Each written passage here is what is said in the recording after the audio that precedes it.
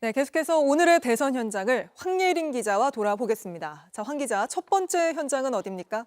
네, 오늘 아침 김문수 후보의 기자회견이 열린 국민의힘 당사로 가보겠습니다.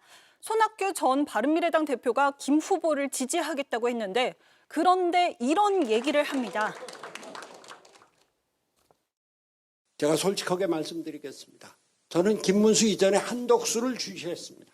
이 자리에도 그런 분들 꽤 많이 있을 겁니다. 그러니까 뭐 자신처럼 한덕수 전 총리를 지지했던 사람들도 이제는 김문수 후보로 힘을 합쳐달라, 뭐 이런 취지인가요? 네, 그래서 사실 오늘 지지 선언 중 기자들의 관심이 쏠렸던 부분도 손 전 대표가 지지했던 한덕수 전 총리도 김문수 후보를 도울 것인지였습니다. 네. 손 전 대표 어제 한 라디오에 나와 얼마 전에 한 전 대표와 식사를 하면서요. 한 전 총리와. 네, 그렇습니다. 직접 식사를 했는데 국민의힘에 입당도 했는데 도와줘야 하지 않겠느냐고 물었는데 그런데 노라고 했다고 합니다. 그래서 기자회견이 끝나고 따라가 직접 물었습니다. 한 전 총리가 돕겠냐는 취지로 물었는데 지금 한 전 총리가 그런 상황은 아니다. 그렇게 쉽게 결심하지는 않을 거다라고 답했습니다. 그러면서 본인은 정치를 떠난다고 했다고 말도 했습니다.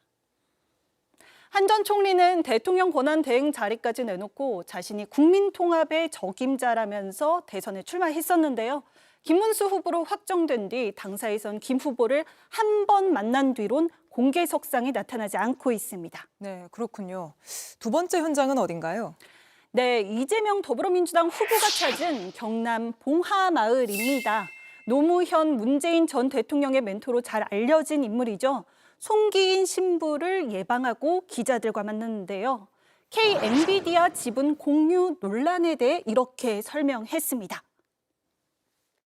재정을 반드시 조세로만 조달할 수 있겠느냐. 전부는 아니지만 일부를. 그 부담을 줄일 수 있다. 이런 취지입니다.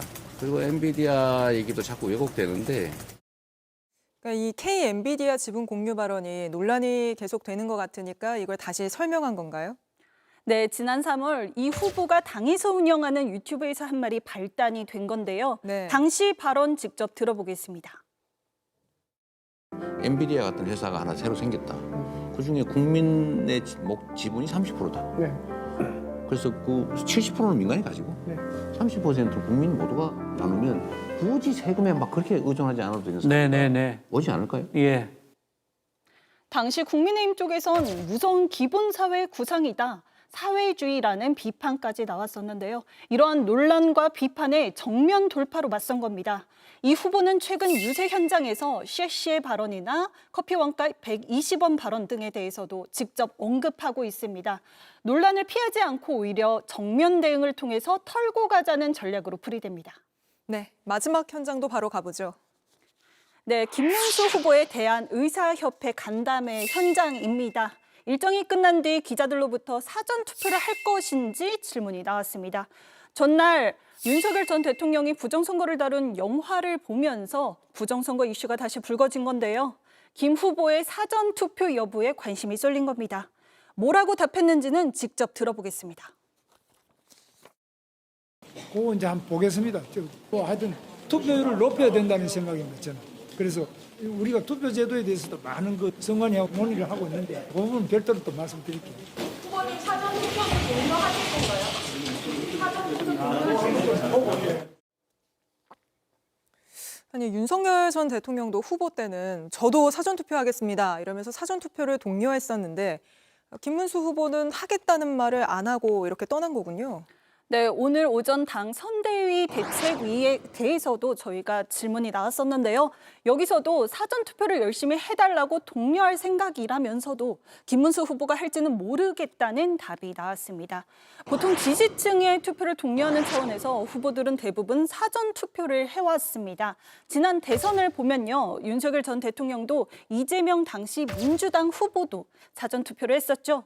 하지만 김 후보는 마음을 정하지 못한 것 같은데요. 김 후보는 과거 여러 발언을 통해 부정선거론에 동조해왔고 어제도 부정선거 의혹이 제기되면 선관위에서 해명해야 한다고 했습니다. 공식적으로 김 후보가 사전투표 여부를 밝힐 때까지는 지켜봐야겠습니다. 네, 알겠습니다. 오늘의 대선 현장 여기까지 돌아보죠. 황예린 기자였습니다. JTBC 뉴스를 시청해 주셔서 고맙습니다. 저희는 저녁 6시 30분 뉴스룸에서 뵙겠습니다.